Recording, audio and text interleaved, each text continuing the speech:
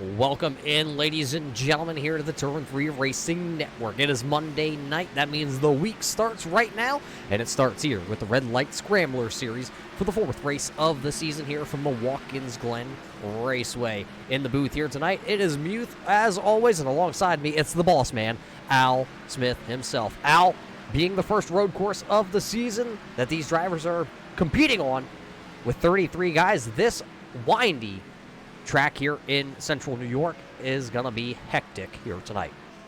It is the twists and turns of wine country as we are at the Watkins Glen Raceway. Not only is it tricky, it is very fast and things happen in a hurry, and it will get clogged up in a hurry as well with the retaining barriers, the Armcos on the outside of the speedway. Sometimes they are on both sides of the racetrack, so with action going to be packed all the way around this 12-turn race course here tonight at the Watkins Glen International.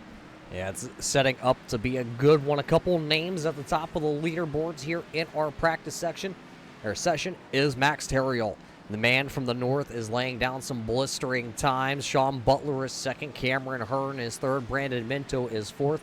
And rounding out the top five here in our practice session with just over a minute to go, it'll be the 86 of James Skelton. And as we talk about them, guys, let's take a quick gander here at our point standings here for the Red Light Scrambler Series. Sitting on top of the boards with a win to his name, it's DJ Anderson. Sitting in second in the point standing, it's Cameron Hearn. Notice that both those drivers have an X next to their names. That means they have won a race, and they are into the chase. Sitting right behind them, it's the ever-strong road course racer of Ethan Troutman, Sean Butler, James Skelton, all those guys inside the top five here tonight in practice. Tim Blum is sixth. Eric Johnson is seventh. Brandon Minto is eighth. Sitting in ninth is John Mullins, and 10th is Kyle Souza. Rest of your top 20 sitting there on the other side of the page there. But Al, a couple of these guys have already locked themselves in here at Watkins Glen, so they don't have to worry about road course racing if they are not the greatest. No, tonight is going to be more about racing the track than racing your competitors. So they should just throw the points out of the mind. The main thing is to stay on track, because if you don't do that, Roger, that could be in store for a very long night. Yeah, and as practice is going to expire here at Watkins Glen, we're going to take a quick break here. We'll be back to bring you the live qualifying action here for the Red Light Scrambler Series. Oh, say, can you see by the dawn's early light what so proudly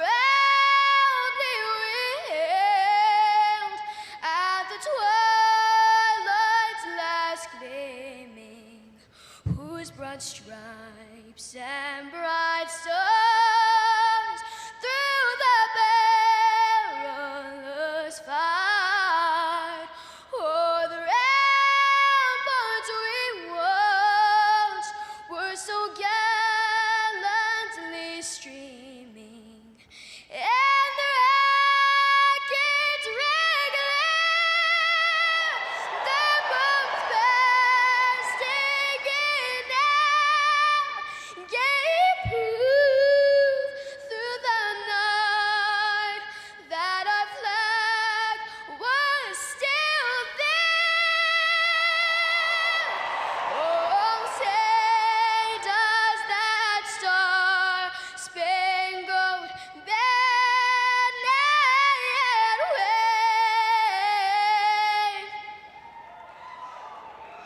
o'er the land of the free and the home of the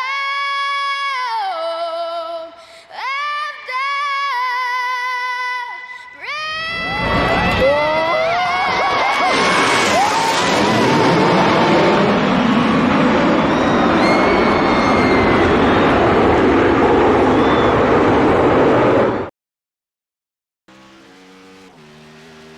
Welcome back, race fans, here to Wine Country. Qualifying, as you see on the upper left, has already started. No driver has a time in just yet, but here is the driver from Canada. It's the 42 of Max Terriel, and Terriel is going to be looking to have himself a good run here tonight. Won last week in the SK Modified Division. This week here, we're going to make some right-hand turns to see if he can win on a Monday night. He is one of the first drivers out onto the track here And he was quick in practice, Al, so his qualifying attempt, I expect, as he comes through the bus stop, to be pretty fast yet, too. Yeah, it definitely is. They carried a ton of speed down into the bus stop, and it's easy to wheel hop there, Roger. So everybody's doing a great job right now on the racetrack to work around this 11-turn speedway as they work here at the Watkins Glen International for qualifying. Lap 1, Cameron Hearn going to put a quick time up, 1:12, and that number 35. Minto, the number 20, will come across second.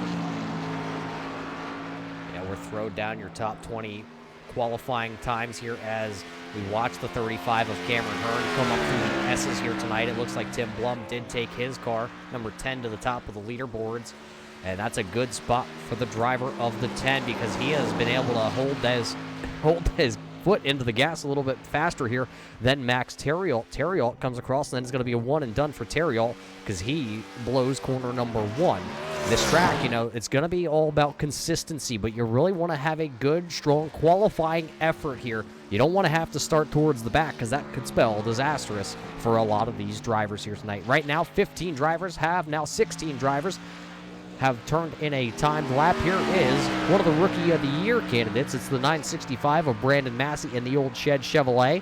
He is coming through the bus stop right now, currently sitting 13th on our timing and scoring as he gets bumped down. I believe David Camara just turned in a lap, and he goes to being the 12th fastest driver out there on track. He does. I'm watching the Kong Coolers, number 29 of Ira Kolas. He's coming up through the S's on his first lap. That's going to be timed as he comes up through the S's now onto the backstretch here at the Watkins Glen Speedway. This is where one of the fastest sections of the racetrack, Roger, and then you got to slam on those brakes and shift down third, pause, and then in the second and get through here, through the bus stop, and then out into the carousel. Yeah, it looks pretty smooth there for Kohlhaas. Maybe just a little bit of slide coming out of that bus stop there.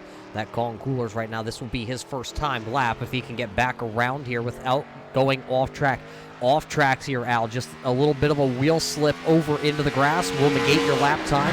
Hitting the wall is going to negate your lap time, so this driver right now is trying to be pretty smooth. Tim Blum still holds the top spot with just under 20 seconds to go here in qualifying. Everybody had to be hard onto the track and hard on the gas to see if they could get a timed lap in. 2 laps in 5 minutes is really tough around this track.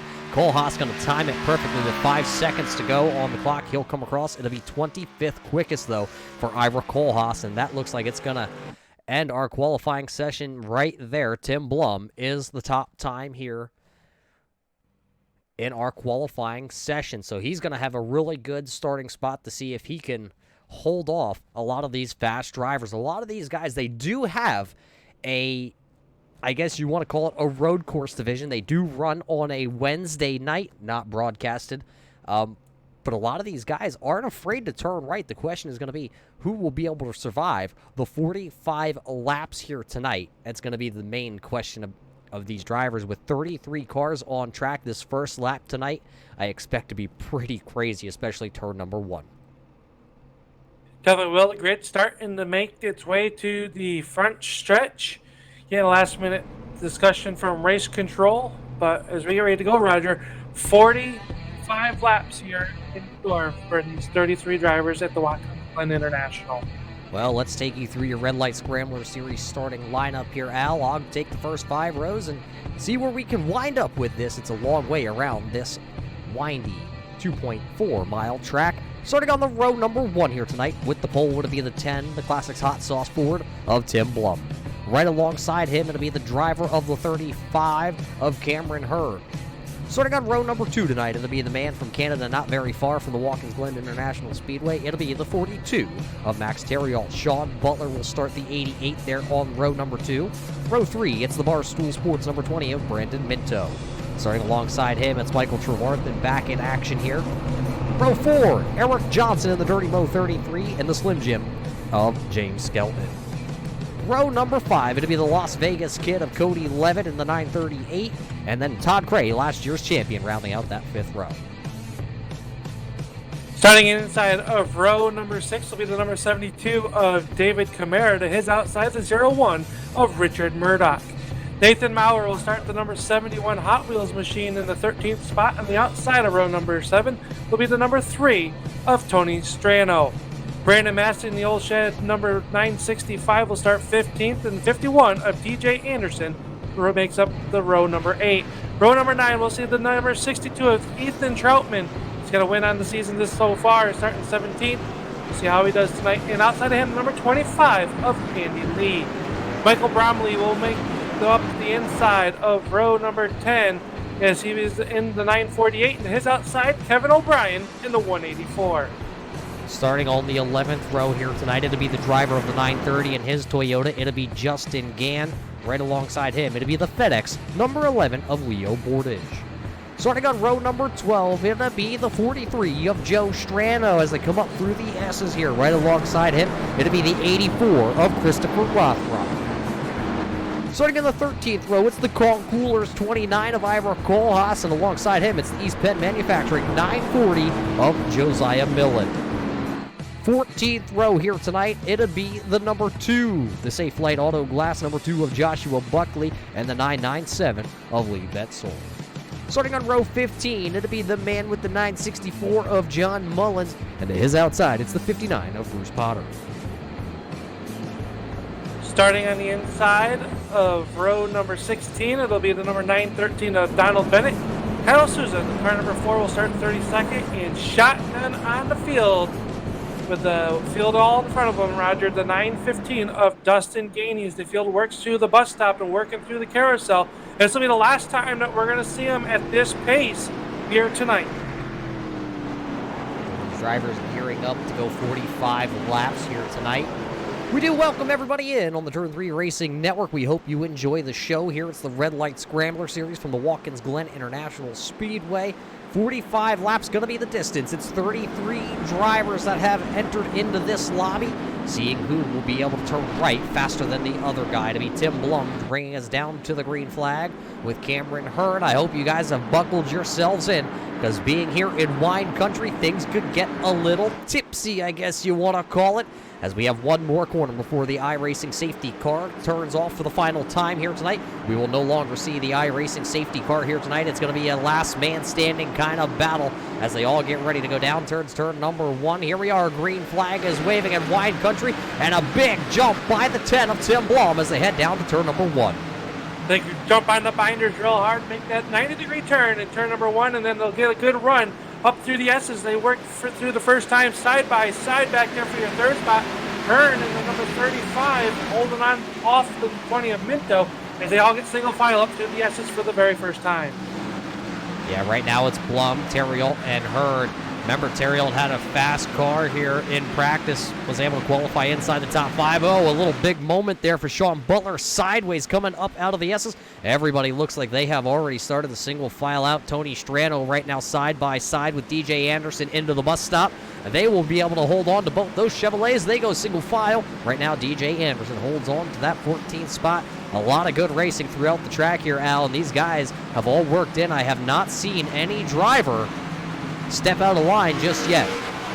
Not yet. Right now the tires feel good. They got a side-by-side battle out of the carousel up into turn number 10. And it's all single file back out as Strano now right behind his one car up and out of the grass. It's the 51 of DJ Anderson with his Mountain Dew energy going to go out into the sand pit. He'll hold on, get it back rolling as we're side-by-side down the front stretch. The complete lap number 1, the 71 of Maurer under fire from the 72 of Camara down to the turn number 1.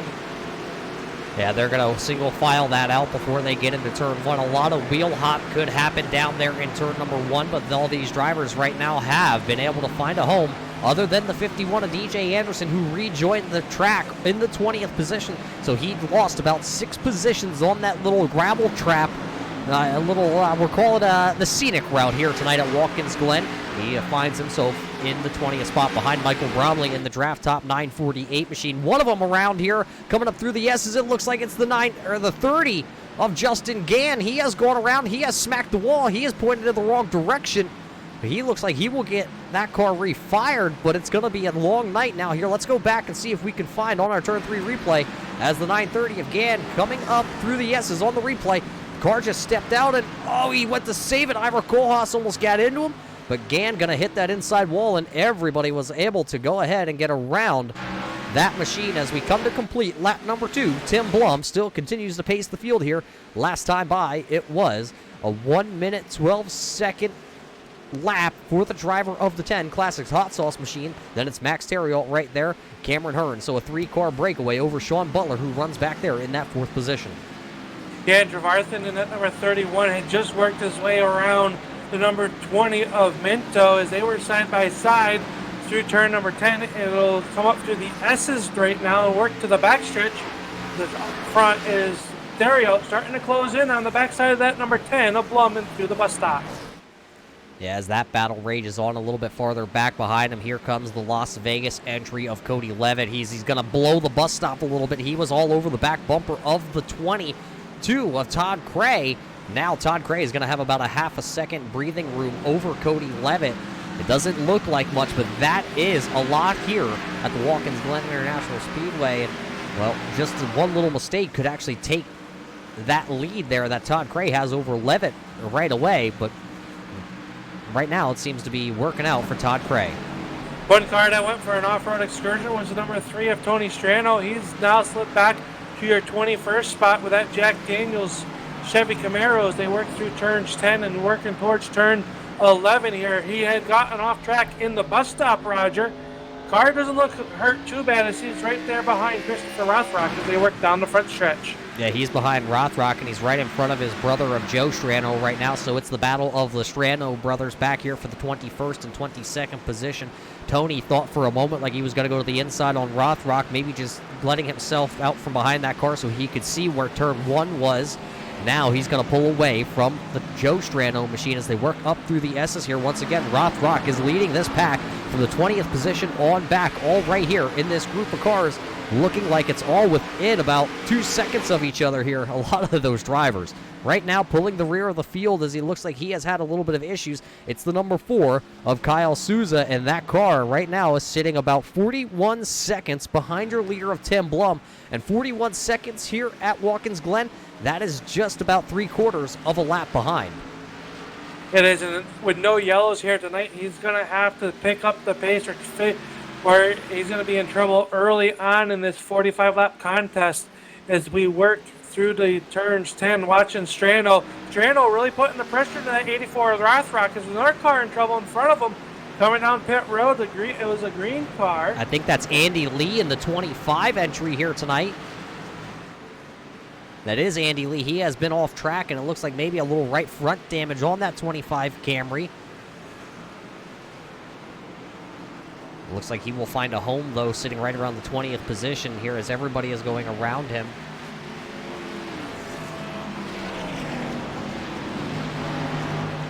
Had to hold my breath a minute there, Roger. Going through the S's side by side is a very tricky thing. You see the 3 of Strano getting a little bit loose up through the S's. This time by, you'll see he takes a peek to the inside. Maybe we'll get a run on him into the bus stop. Strano is going to take a peek to the inside, but can't do anything with him in the braking zone. Yeah, everybody else, though, fanned out behind him. That's the 997 of Lee Betzel going around the 43 of Joe Strano. That's going to stack him up there. Ira Kohlhaas has to hit the brakes. Dustin Gainey and Joshua Buckley all right there also. They all had to hit the brakes and, I guess live to make another turn. That's all what this track is going to be about tonight, is picking and choosing where you want to really hammer down on and where do you want to go. Here comes Kohlhaas peeking to the inside. That's Joe Strano. Strano's going to give him the inside, and he's actually going to run just a little bit wide, and now here comes Dustin Gainey. When there's blood in the water, they will all pounce. Gainey's going to get that 23rd position, and now without kicking the rear end out there, coming around the last turn. And the number 2 of Buckley's also going to get around the 915 of Gainey. Down in the turn number when they go, they get hard on their brake down into about 80 miles an hour, and then up, off, and up through the S's. That time, the Ira Kohlhaas got a little bit loose on the exit, which is easy to do when you get on those rumble strips, Roger. It really upsets those cars, is now they come up through the S's. Nothing has changed at the front of the field here. Well, actually, that didn't even change. It's Tim Blum, Max Terriot, Cameron Hearn, and Sean Butler still your top 4 positions. 5th, a little bit farther back, about 6 seconds, is Michael Trevarthen. And then how about this man right here, Brandon Minto in the Barstool Sports Machine. That Ford is sitting there running sick right in between Trevarthen and Skelton. He's having himself a good run so far here tonight. And right now, here he comes taking a look. Skelton taking a peek to the inside of the number 20 of Mintos with that Slim Jim car. Can't do anything with it. A little bit shallower of an entry into turn number 1. Going to carry the momentum up a little bit higher as they come up through the S's single file. As they now single file out, it still is Minto leading that battle there for the 6th and 7th position. Right behind them, it is the 33 of Eric Johnson. He's just kind of sitting back there. Todd Gray still 9th, and Cody Levitt is in your 10th position.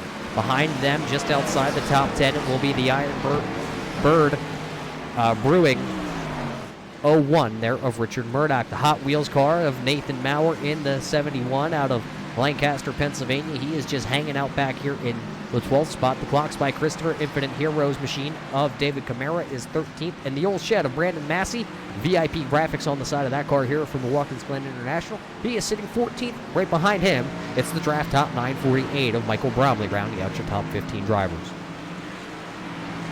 Skelton going to take a peek to the inside. Kind of throws it down into turn number 11. Gets that momentum off, but here comes Minto on the outside.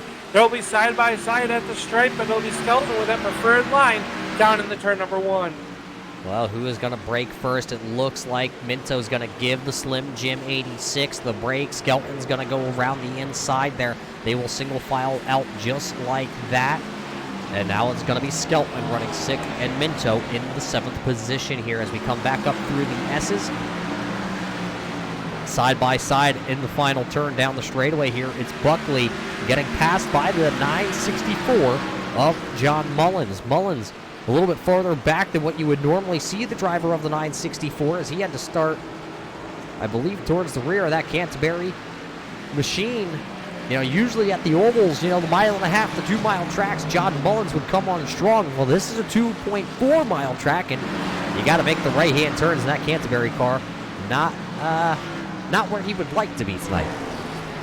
No, and I just noticed it right now. It looks like the number 4 of Kyle Souza has taken that car behind the wall early on in this event.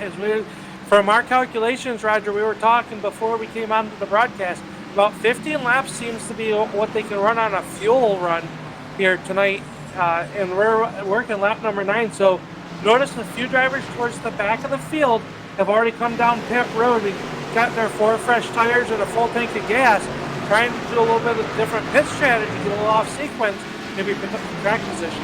Yeah, and that car you're referring to is the Continental number 37 or 59 on the timing and scoring. That is Bruce Potter as he goes a lap down to our leaders here. Brandon Minto and the 33 there of Johnson going to be the next 2 cars to work around him. Yeah, so he is off sequence, and it doesn't look like there's any damage on that car, but here comes the 22 of Todd Cray into a breaking point. Oh, and Bruce Potter's going to blow the bus stop. He's going to have to come to a complete stop here and let the clock time down before he's going to be able to go back through.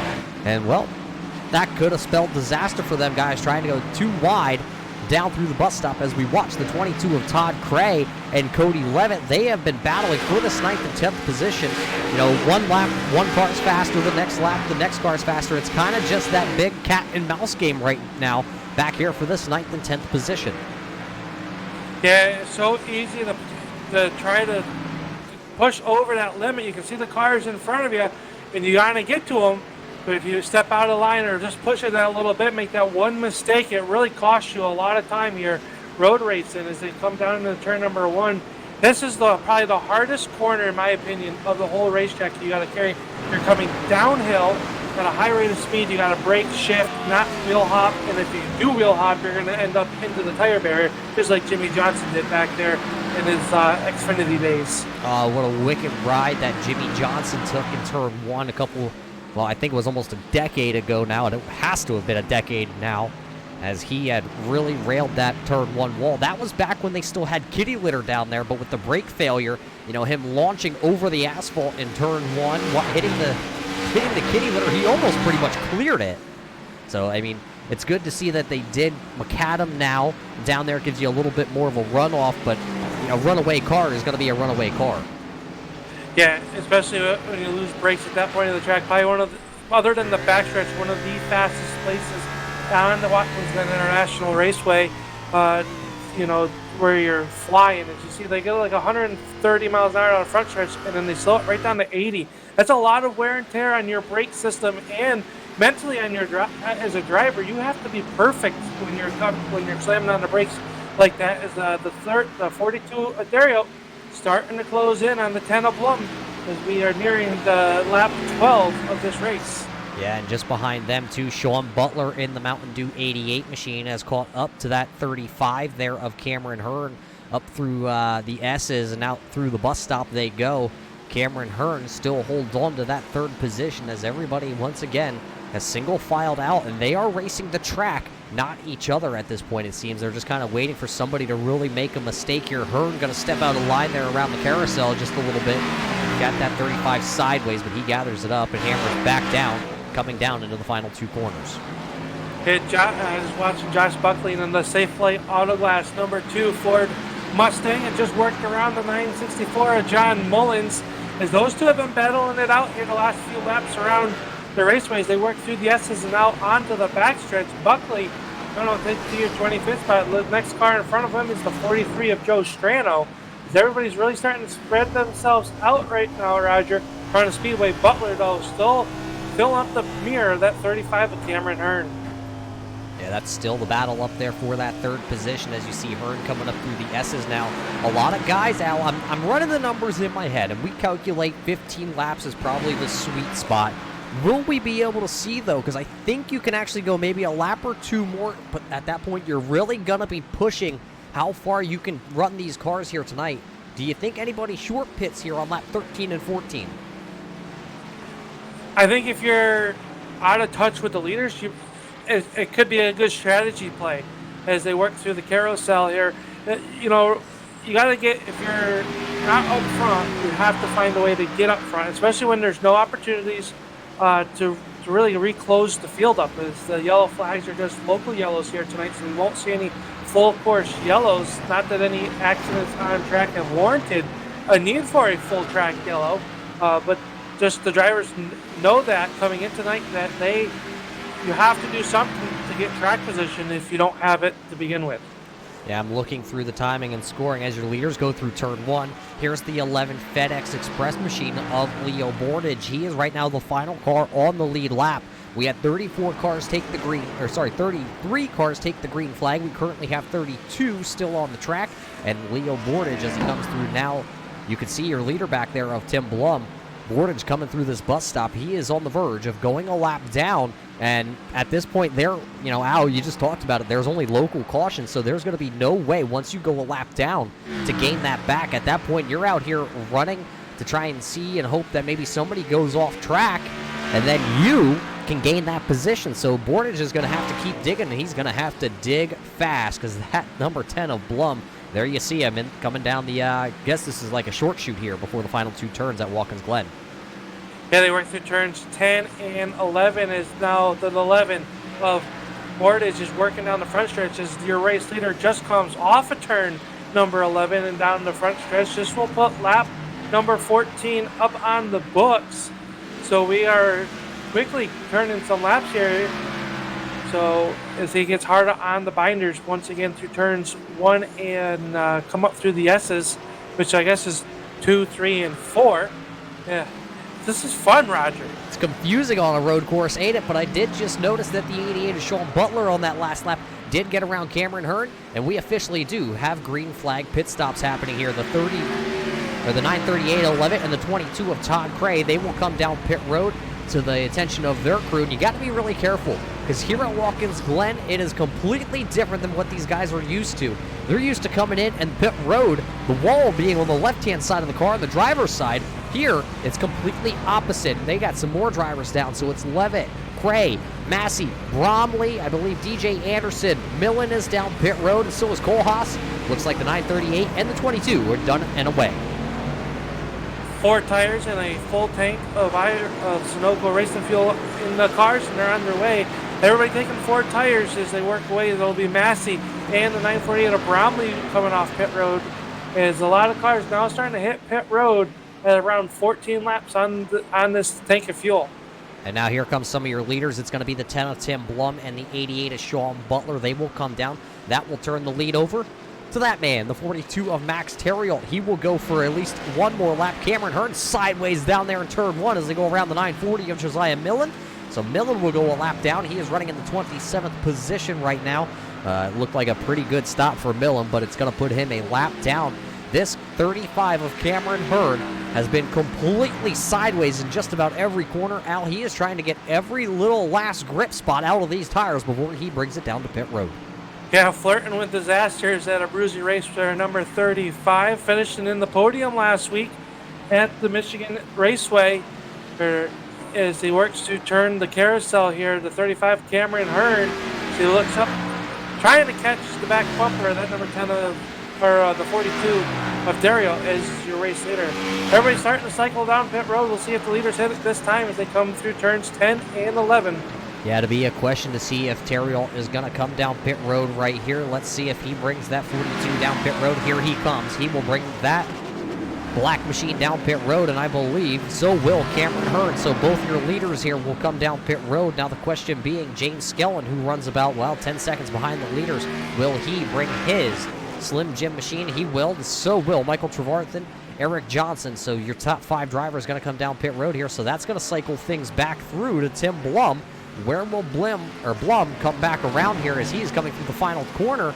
And Cameron Hearn is just getting in his box, so it looks like Lieutenant Blum should be able to regain the lead here on lap number 16. Blum crossing the line now, heading in the turn number 1 as Hearn is done and away. Same with the 42 of Dario, but it'll be Blum taking over your race lead as they come up through the S's and everybody else coming off pit road. It'll be Butler in that 88 going to gain your number 2 spot as Dario comes out third. So just a little switch. It looks like the 42 of Terriel's going to come out third, and Butler's going to cycle through into the second position. A couple other drivers down pit road right now. It looks like the 3 of Strano, DJ Anderson. Here comes Buckley, Lee Betzel. I believe that is the John Mullins machine, as the 62 now here is going to pull out and away. That is Ethan Troutman here tonight. Troutman was looking forward for a little redemption on some right-hand corners here tonight. Right now, he's a little down on the timing and scoring. He is down into the 18th position with that South Point Casinos Chevrolet. One car that still hasn't come down pit road is the 25 of Andy Lee. As far as I'm concerned, or as far as I know, Roger, he hasn't been down pit road yet with that 25 Toyota Camry. So here those Camrys are getting a little bit better gas mileage than the rest of the other manufacturers out there. As they work through turn 10, 11, we'll see if he comes down pit road this time. Yeah, only 2 other drivers have been staying out, or 3 altogether with Andy Lee. He's going to come down pit road right here. And it's the other Toyota of Justin Gann. He has stayed out there. He's on 16 laps. And then I believe, as he's off into the kitty litter here on the bus stop, it's that 184 Shell-powered Ford of Kevin O'Brien. And it looks like he's having troubles getting that Ford Mustang back onto the track as it is buried down there in the kitty litter. Yeah, and the kitty litter trying to get it out there as it will. He might be out of fuel though too, Roger. The steel now it starts to pick up again off as he's slowly rolling out of the kitty litter. That car is going to be full of grass and dirt, and he's going to put it all over the racing surface. But it looks like maybe some engine damage on the number 17 or the 184 of Kevin O'Brien as he works through the carousel. Well, that's a shame for Kevin as he was on the lead lap, but now he's going to have to limp that Shell Ford Mustang back to pit road. It's a beautiful paint scheme, though, on that car, Al. I really like it. It reminds me of the Australian V8s, and, Kevin O'Brien being from Australia, it's kind of fitting for him.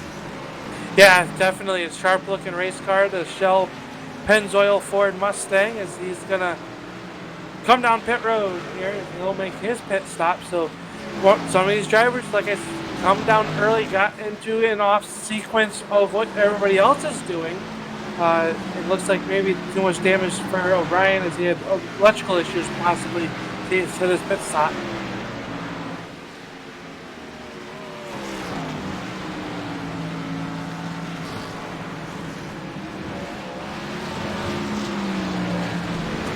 So everything cycles back through. It is Tim Blum who is now leading the way, as everybody has been on pit road at least once here. Al, I think there's one driver right now that is actually sitting down on pit road, and I think he has a lot of damage done to his car. It is Brandon Massey. Brandon, what happened out there on track to the Old Shed VIP Graphics 965 here tonight? Yeah, Roger, we just we was coming up through the S's there, and I don't know if I just caught something wrong or whatever, but just the straightaway before the bus stop, car just shot right to the outside wall, and we took on some heavy required, but we'll get ourselves back fixed up and try to get back out here and make some laps, make the best of it. Yeah, how are the track conditions as we see the 88 of Butler go way wide down there in turn number 1? Is it really slick here tonight from Watkins Glen as the track temp is up over 100 degrees? Yeah, it is. It's pretty slick out here. They changed the downforce package on these cars, so it's got the lower downforce on it, and it's pretty slick. The track's hot, and it's been a lot of fun to drive. We had a solid top 15 going there, and we were just riding and went and got our pit stop done and had 4 fresh ones, and was just going to climb back up through and see what we could do, and just had a little bit of a situation there, but we'll get it all fixed up, and we'll get back on the racetrack here soon. Well, there you heard it, Al. A little bit of slipping and sliding out there tonight for Brandon Massey in the VIP graphics machine, and now he's got to sit down there on pit road and wait for his team to fix it back up before he can get it back out on track.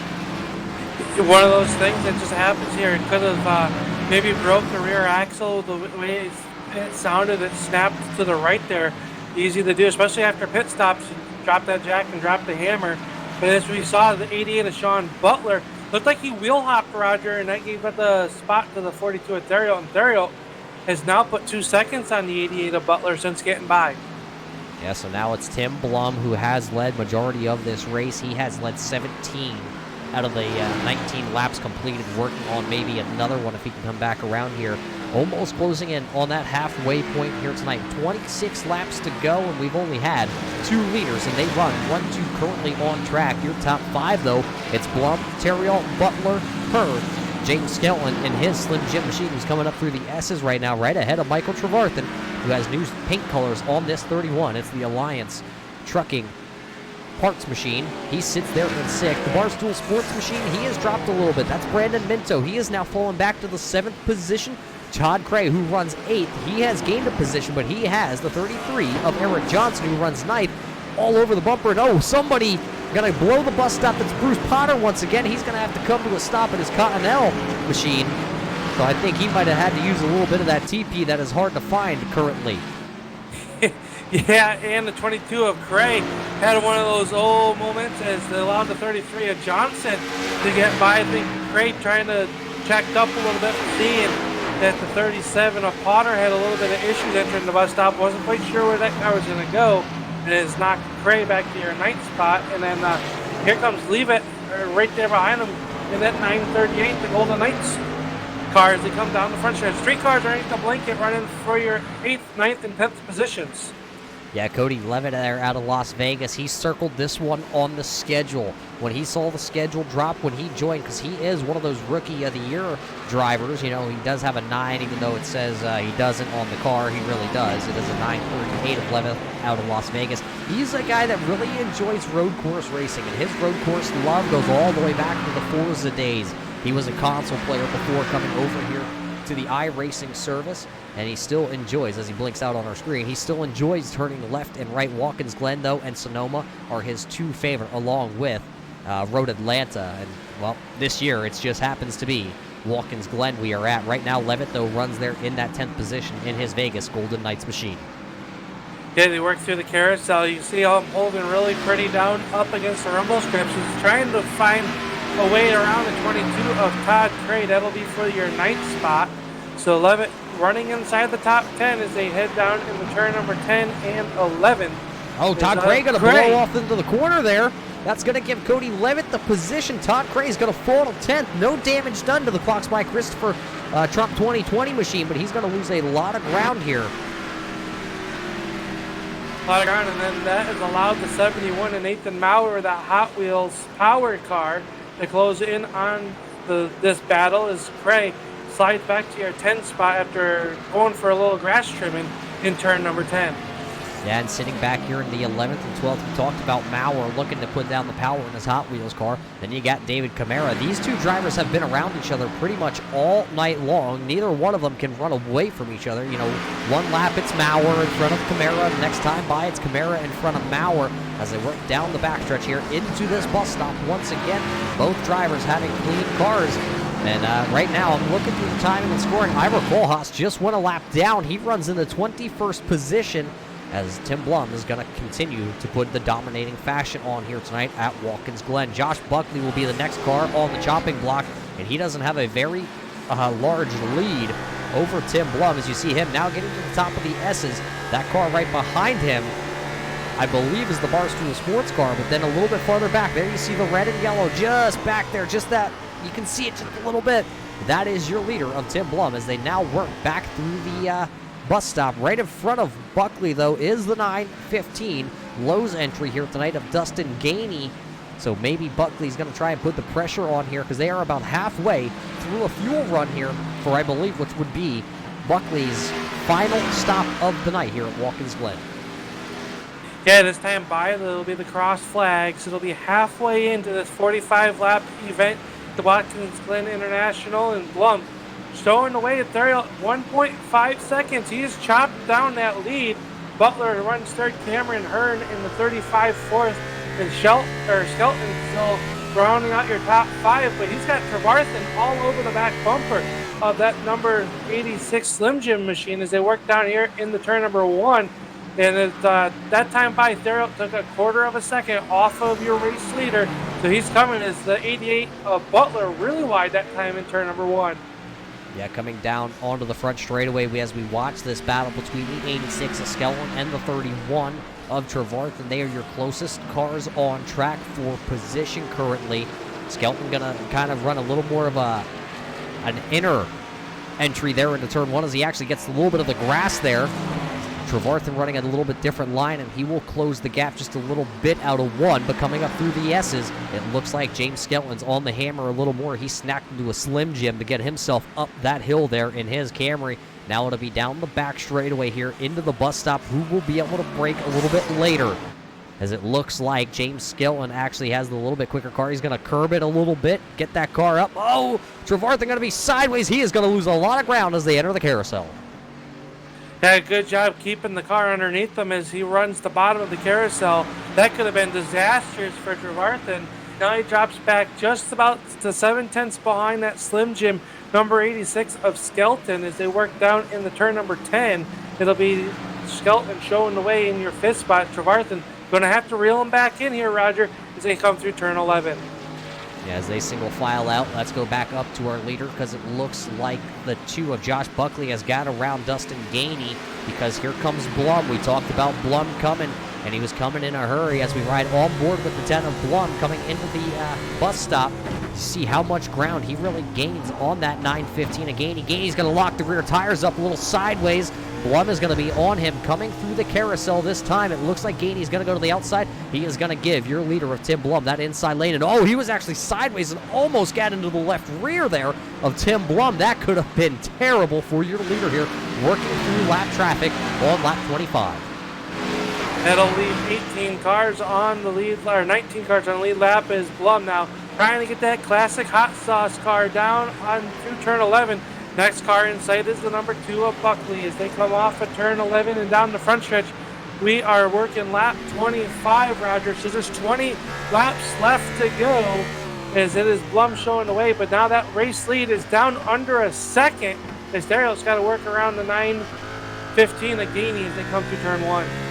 Yeah, to be coming up back up through the S's, and this is not where Max Theriot wants to be behind a lap down car because he could, make a mistake, and there's just not much room as he is sideways as the 915. Theriot going to have to lift off the gas just a little bit. That's going to let Tim Blum pull away But Blum is going to be into a bunch of lap traffic here. He's got Buckley, and then he's got, I believe, is that Bruce Potter going to go through the bus stop once again. So he'll have to stop as the leaders are going to go past him. I think at this point, Bruce Potter doesn't want to go through that bus stop and interfere with any of these faster drivers. Neither does Buckley. Buckley will move to the outside here and let the 10 of Blum go by. Now he'll have to see where he can let the 42 by. I don't think he's going to hold up Max Terriot too much, as it looks like Terriot's going to work to the inside here, going down into turn number 10. And so that will now put Buckley back there behind your front two runners, who have opened up about a 4-second lead over the man who runs third, and that's Sean Butler in the 88 Mountain Dew machine here tonight. Looking back here inside the top 10, Todd Cray is starting to run back down Levitt as they work through the carousel. Levitt is just in front of that 22. They were underneath the half a second separation. It looks like the 22 of Cray getting a good drive that time off of turn number 9 as they head down the short chute down into turn number 10. And as they come down here into this turn, it'll be 19 to go when these guys hit the line, so we are under the 20 to go marker. And once we tick off about 4 more laps, I expect to see a lot of drivers. Oh, Bennett gonna go around in the 930 or the 913, I think it was. As he is sitting at the bus stop sideways, he'll pull his car down to the inside and try and turn it around, I believe, as now he's going to be in trouble. He goes 2 laps down currently here, as a bunch of other drivers are going to go right around him. That happened right in front of our leaders. I believe we have possibly a replay queued up. Let's go back and see what happened to Bennett as you see him coming down this long back straightaway into the bus stop. Let's see what happens as he heads in there. Oh, Blum, the leader, gets right around him, and then he wheel hops, almost makes contact with Max Terriot. And Bennett just going to turn left to stay out of Terriot. So good driving by Bennett to actually stay out of your second place runner of Max Terriot. But it's going to lose a lot of ground here for Bennett. And he'll be able to carry on, but it's going to lose him ground. And I'm sure Max Terriot lost ground too there. Now it's up to a 2-second lead for Tim Blum. And actually, I do notice maybe just a little bit of left front damage on that 42. I was just going to say that it looks like the Maxime number 42 has a little bit of right front or left front damage on that 42, as I think they did make contact in the bus stop when they went around there, Roger, that we just saw in the replay. So damage could possibly hinder this 42 as they work around the speedway. That's unfortunate for Max. We'll see if he's able to close the gap, as it looks like Blum is going to go around. Is that the 940, the East Penn Manufacturing Josiah Millen entry? That's going to put Josiah Millen 1 lap down, running in the 18th spot. So a good, strong road course showing here for the guy who likes to run a lot of dirt races, as he throws it a little bit sideways coming into turn number 10. Still sporting those throwback colors, the Buckshot Jones colors on the side of this East Penn Manufacturing car. Yeah, very great looking car. Brings back a lot of memories from my childhood, as I was a big Buckshot Jones fan. I don't know if I'd admit that, Al. Oh, he had good looking cars. You're not wrong, but I think green flag pit stops have started to happen. I noticed that the Christopher Rothrock machine is, he has a lot of damage on this 84 machine. He has 4 laps down and no hood left on the 84 car here. I think that might be his last pit stop of the night. Brandon Massey is actually back out on track in his VIP Graphics Old Shed entry tonight. He is currently 9 laps down, running in the 29th position, so he would need Rothrock to drop about 5 laps for him to catch him. With Massey coming back out, though, he does pick up that 29th position from Kevin O'Brien, who has retired here tonight. Right now we have 3 retirees. Kevin O'Brien running in the 30th position. Joe Strano is actually sitting on pit road right now in 31st. DJ Anderson is out of the event in his 51 Mountain Dew machine, and Kyle Souza in the number 4 has officially left the building here tonight. But now this time by for Tim Blum as your leader. It is up to about 2.5 seconds for the 10 of Blum, and it looks like he is actually going to come down pit road right here. Will Max Terriot follow him down? He will. So both your top 2 drivers, and I think 3. Here comes Sean Butler down pit road this time, and he'll be followed. Cameron Hearn going to do the same thing in his 35. Yeah, the top 4 drivers coming down pit road for what should be their final time, Roger. They might be able to stretch it. It'll be 16 laps to go when they get back out on the racetrack, so they should be fine on gas from here on out. So they'll be able to see who gets off of pit road first, as Blum's crew's already around to the right side of the race car as they've put the left sides on. It'll be Blum's car. He'll off the jacks first, and he'll pull away. Theriot will come off second, so your top two will come off that way. They work down off of pit road.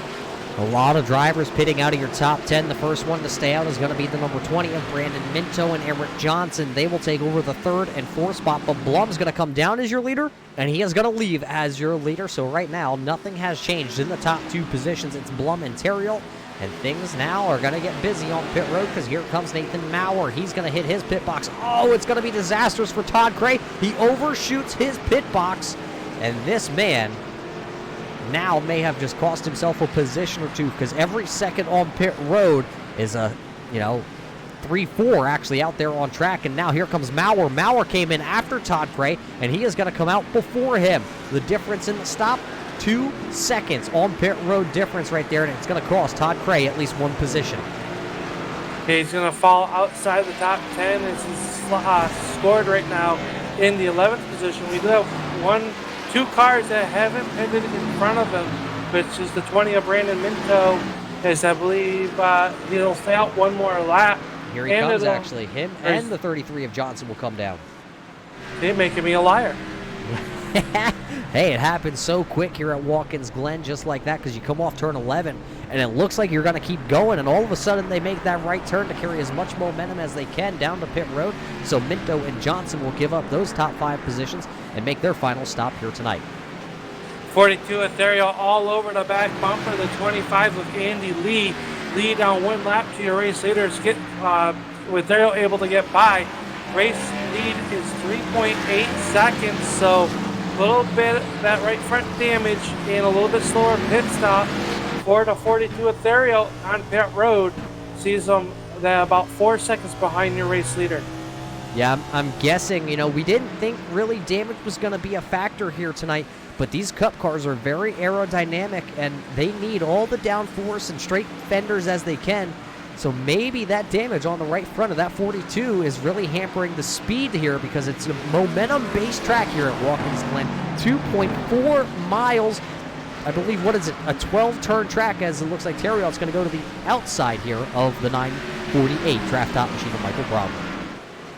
Yeah, and it's still with a very fast road course. It's like the super speedway of the road courses for the Cup cars as they work around here up through the S's with Dario. That looks like the right front or the left front has been worked on a little bit, but it could have hampered the suspension and knocked the toe out with the contact that he had in the bus stop earlier on in this race. And he definitely does not have the speed that he had earlier on, Roger, as the 10 of Blum still shows the way about 4 seconds in front of the 42 Ethereal.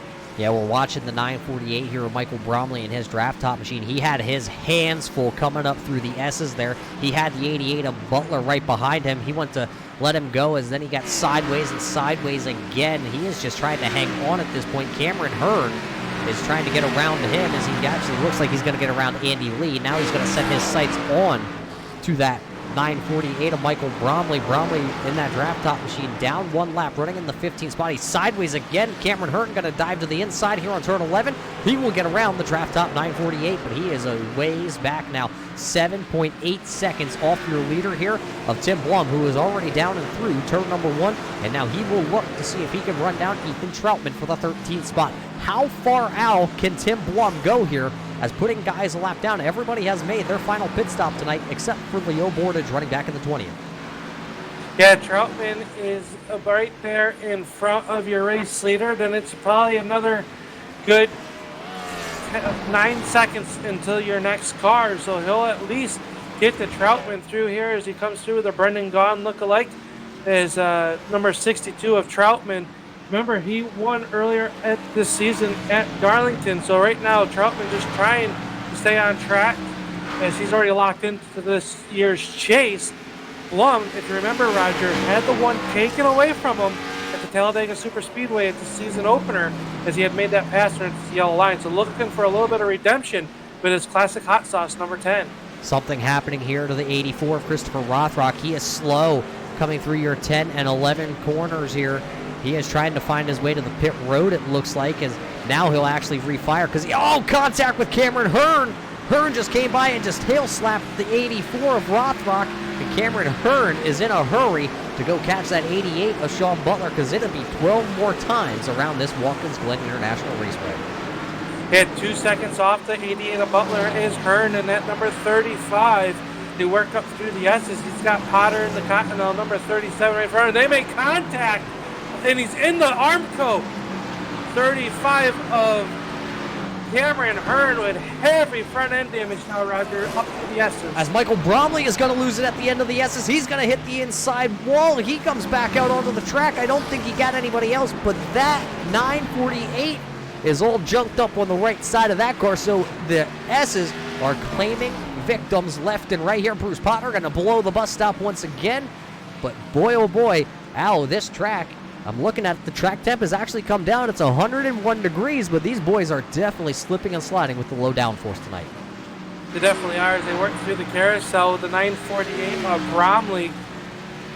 Heavy right side damage on that draft top, number 948. See, it comes down to turn number 10. Everybody's really spread out here, Roger, trying to race the racetrack. We're seeing the racetrack is winning against some of these drivers.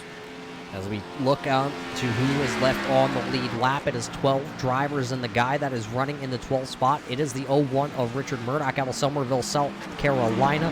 Right now, he has about, we'll call it the back straightaway lead over the Tim Blum machine. So now it'll be 10 to go this time by. Richard Murdoch going to try, as he think it's about, call it about a 10-second gap between him and the 10 of Blum. There you see Blum coming through the carousel now as the 01 exits. The only thing really working for Murdoch in his favor right now is there is a lap car between Murdoch and Blum, and that's Leo Bordage. And they stand by. It'll be 10 laps to go, and Sean Butler's caught the 42 Ethereal. He is right there now, 7/10 of a second off the back bumper of that 42 car. So these two are going to start shaping up for a battle for your runner-up spot here tonight with just 10 laps to go. Yeah, remember, these guys all pitted about 6 laps ago. They have not gone this far on fuel all night long. I think the most we really saw was about 16 laps on fuel. These guys are going to have to go 17 laps to the finish.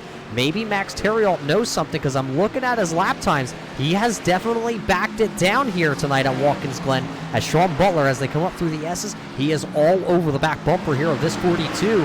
I only see left side damage, left front on the 42 of Max Terriot, as they have that 62 of Ethan Troutman, as Troutman's going to pull left or pull to the right and let everybody go right on by. He knows they are battling for the 2nd and 3rd spot as they work back through the bus stop. It'll be 9.5 laps to go here at Watkins Glen.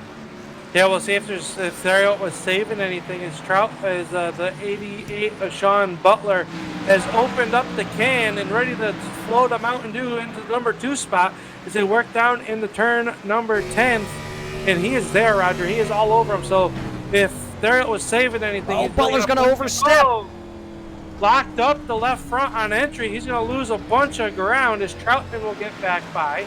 And here comes the number 3 of Strano, as he's down in your 14th spot, but a lot of lost ground for the 88 of Butler. He just overdrove turn number 10. Yeah, he went from being right on the back bumper as we were on board with the 88 of Butler. Now he's going to go to about 3.5 seconds back behind Max Terriot. He's not going to lose any positions on track, but he's going to lose a bunch of ground. So just like that, you can go from being in a battle to now having to rebound, and now the question's going to be on everybody's mind. Did he flat spot those tires on that 88 Mountain Dew Chevrolet?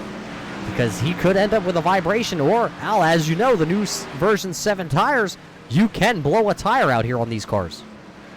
You can, so it's definitely going to be something he's got to watch. Hopefully he didn't slide it too bad, as he really hustling that car through the bus stop and now into the carousel. He's already gained back a little bit of that time he lost to the 42 Ethereal as they come off of the carousel and down the short chute, down into turn number 10.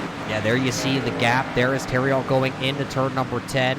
Now here comes the 88 of Butler, and now it's only a 2.5 second gap, so Butler is definitely on the loud pedal here as Max Terriot might be trying to save. Let's listen to him come down the straightaway here in the cockpit of that 42.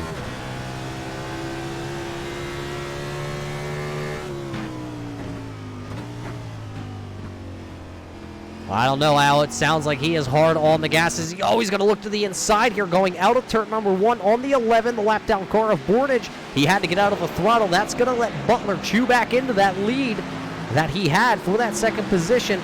So Max Terriol is trying to hang on to this 42, and it is wicked out there at Watkins Glen tonight in the passing zones. It is. It looked like Terriol just caught the 11 of Bordage just at the wrong spot. Bordage not doing anything wrong, just was at the wrong spot at the wrong time on an exit, and that has really let the 88 of Butler down to 2.1 seconds behind the 42 car. And we know that the 42 has a little bit of left front damage, so these left-hand turns car might not be cutting as well as it had earlier on in this race. Well, the only closest battle out on track right now, though, is the 71 of Nathan Maurer. It's about a half-second gap between him and Todd Cray. Remember, Cray had the worst pits, or not as good of a pit stop as the 71 of Maurer. Maurer came out in front of him. Now he's they kind of swapped position, and Maurer just has not been able to close back in, as that gap is actually going to grow a little bit coming up through the bus stop. We'll keep an eye on this battle here, as they are the closest to each other on track, and well, I think it's about to be the final 2 cars on the lead lap, as Murdoch is right behind them, but Tim Blum is right behind Richard Murdoch, and with those being 2 teammates, I don't expect them to be racing it out for that 12th position for Murdoch. There is nobody around those guys, and Al, they're calling for it with only 7 laps to go here tonight. They're calling for a little turn-it-up style on turn 3, so let's give the fans what they want to see, as Tim Blum right now leads here at Watkins Glen.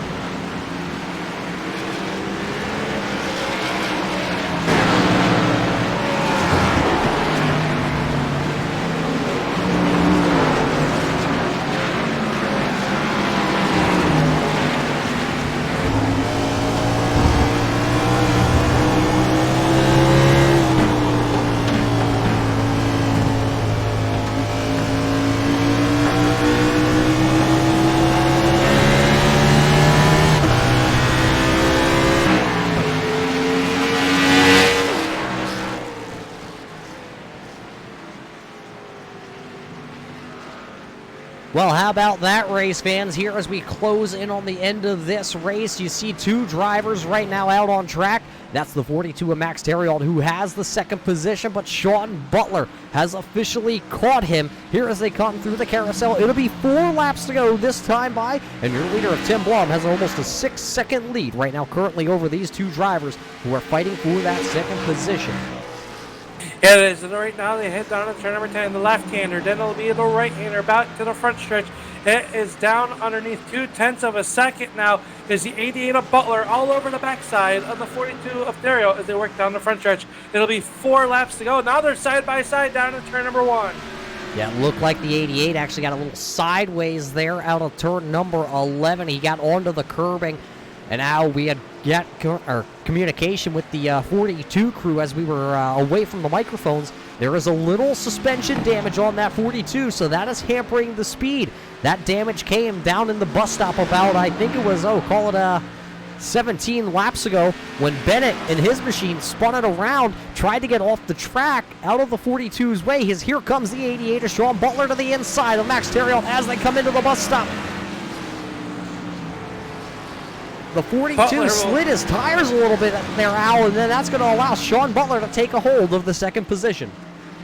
Yeah, now Butler's got 6.5 seconds to catch Tim Blum in 4 laps time to do so. I think Blum is out there. He's got that hot sauce cranked up and pretty spicy here tonight as he works through turns 10 and 11.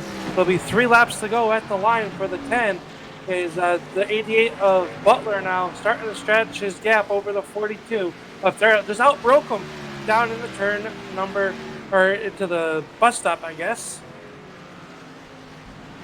Yeah, another battle out there on track. It'll be between these two. It's the James Skelton Slim Jim and the Alliance 31 of Michael Trevarthen. They were a little bit closer just a moment ago. David Camara's going to go around towards the back of the field there. He's in the grass, and Millen's going to have to avoid him. Now, the 72 clocks by Christopher Machine is sitting sideways. Bromley nowhere to go. Oh, big pile up. They're going to pile it up right in front of Brandon Minto as the 72 of David Camara was completely sideways. Then he started to move towards the middle of the track. Bromley going to pile in there. Everybody else is going to scatter. Bromley still trying to right the ship in the draft top machine. Al, it's a road course, and there's just not much room out there, as I believe Michael Bromley is going to finally get that draft top machine pointed in the right direction, but now behind him is going to be the number 10 of Tim Blum. So Bromley looking to go 2 laps down now. And Mintos went for an off-road excursion that time in turn number 10.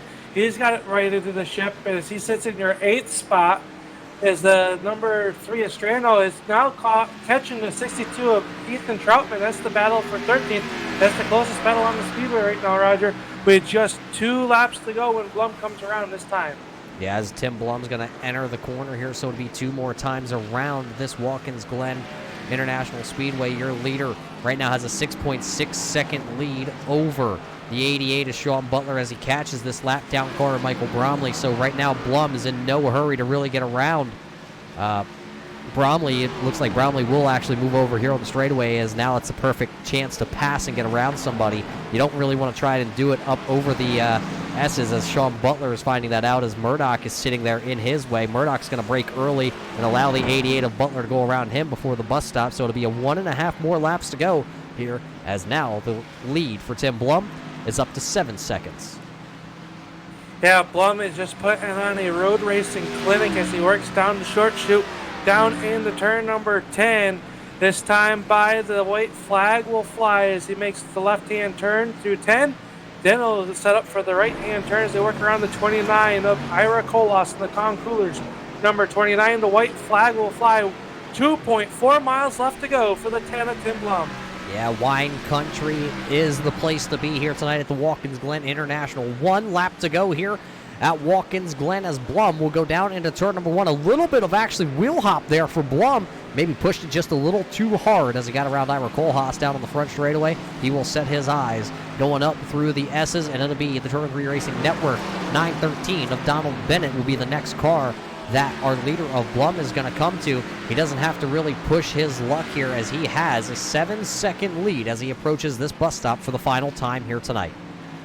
Through the bus stop, through the braking zone, hopping the curbs. You see that classic hot sauce Ford Mustang will work underneath. Bennett through the carousel for the final trip of the way of this race. 45 laps to go. Tim Blum took the lead from Theriot. They were battling it out as he comes through the short chute. Final time going into turn number 10 for Tim Blum. As he comes through the final 2 turns, he is just going to look to be smooth. There is no pressure from behind here that he hears from his crew chief, so he will make the final turn onto the straightaway for the final time. Here comes Tim Blum. He's going to lead 43 laps tonight here from Watkins Glen. He will be your winner here in New York. So Tim Blum comes across the line first, leading 43 laps. Coming across in second is going to be the Mountain Dew machine of Sean Butler. Third, you see him come across with a damaged Ford Mustang. That will be Max Terriel. Cameron Hearn scheduled to be the next one across the line in his 35 Toyota. He will come out of turn number 11, turn 4, correct, yeah, right. And he will now take the 4th position. James Skelton in the battle, though, with Michael Trevarthen through the last corner. Last-ditch effort here for Trevarthen. Can't get to the back bumper. It's going to be James Skelton coming home 5th. Michael Trevarthen in the 6th spot. 7th spot will go to Eric Johnson. Brandon Minto will come across the line in your 8th spot. Cody Levitt going to finish 9th. And here's the battle with Todd Cray. Cray will come across in 10th. So as everybody comes across the line here, that is your top 10. It looks like Maurer will be your final driver here as he comes through the final 2 turns in his Hot Wheels machine. He will be credited being the last driver on the lead lap. So the hat's off to Nathan Maurer for keeping his foot in the gas here tonight. He will come home 11th and the last driver on the lead lap. Tim Blum, though, out there. He is going to be our winner here tonight from Watkins Glen. We'll see if we can get a word in with him. But that was 45 laps here at Watkins Glen. We're going to step away for just a moment. We're going to see if we can talk to a couple of these guys after this one. It is a long night for a lot of these drivers making right-hand turns here in the central New York wine country.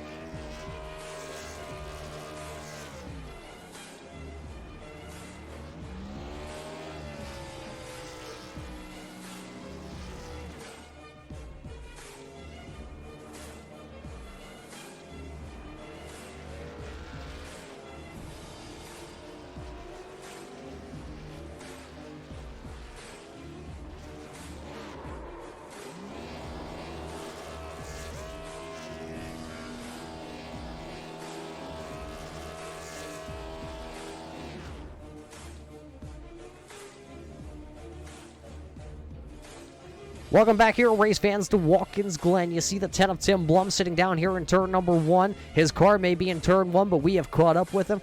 Tim, tell us about tonight's race. It was a hot one here in wine country as it was up over 100 degrees, and that Classics hot sauce machine is going to come home P number 1 tonight.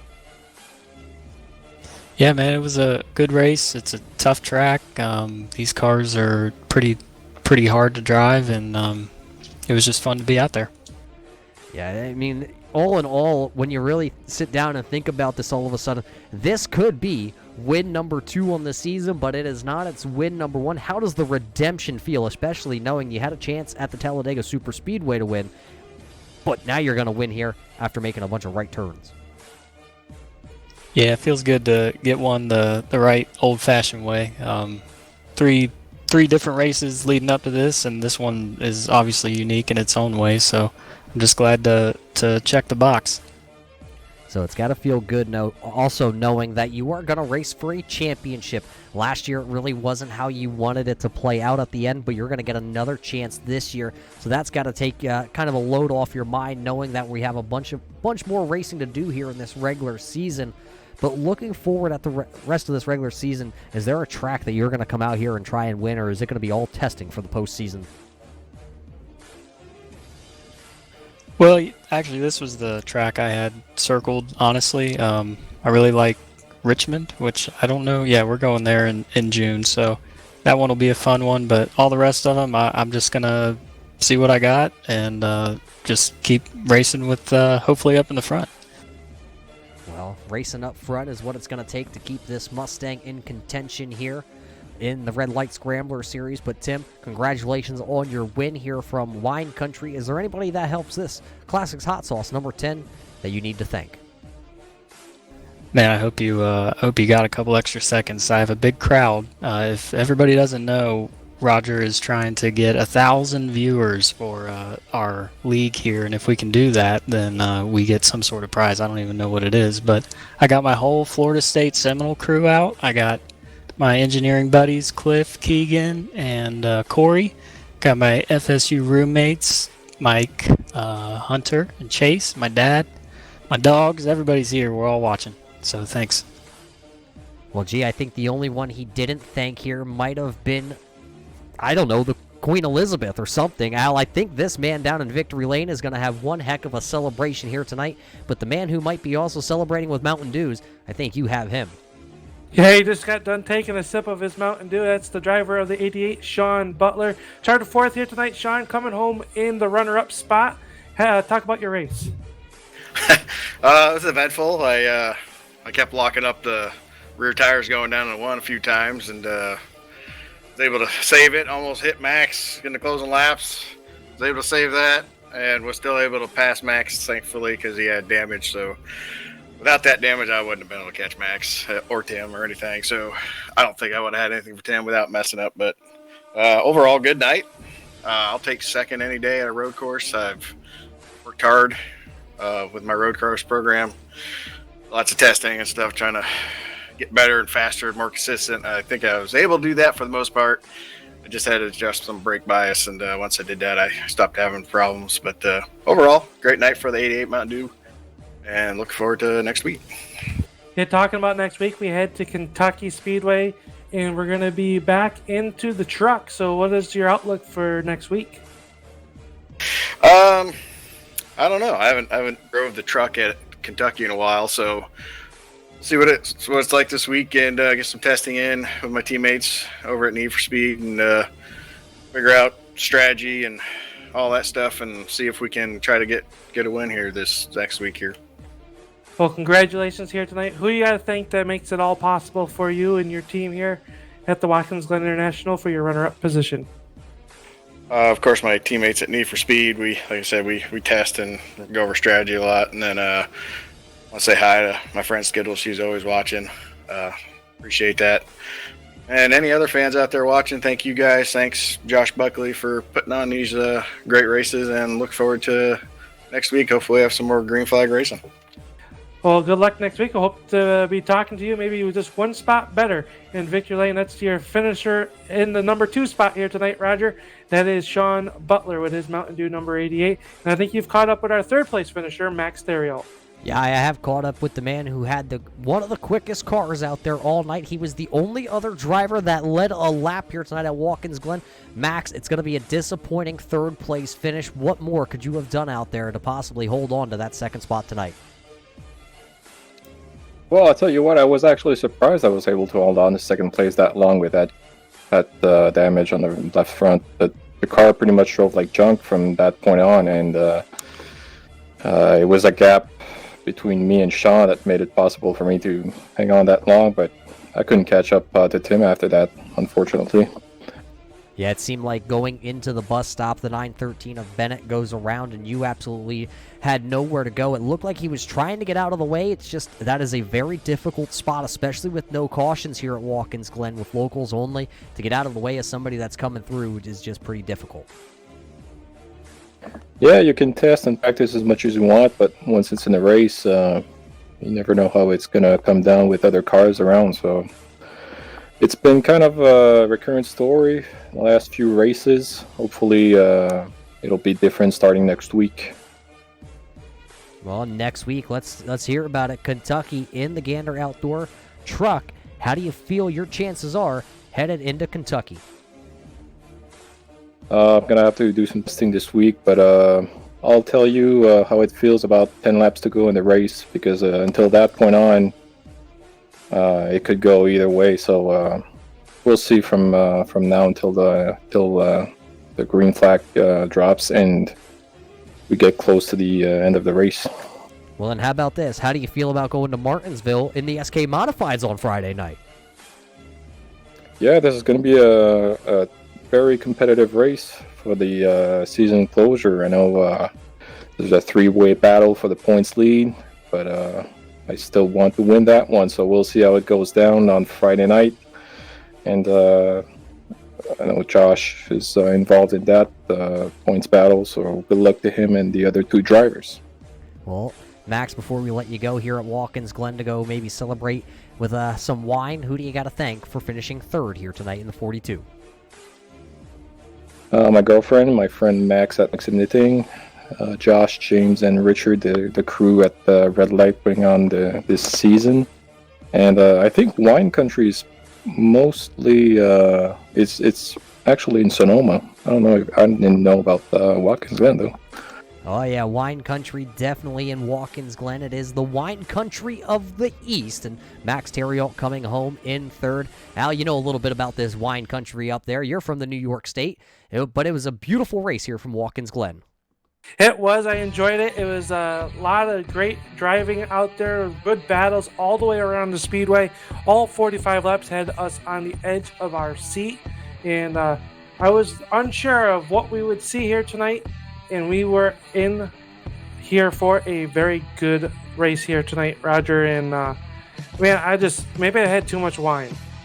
Well, you never know, but that's going to be the 45-lap race here from the Watkins Glen International Speedway. Tim Blum, you heard from him. He wins one. It's a little bit of a redemption win. He says he did it the right way this time. He didn't go below a yellow line, 5 wide in the tri-oval at Talladega. Sean Butler brings his Mountain Dew Can 88 home in second.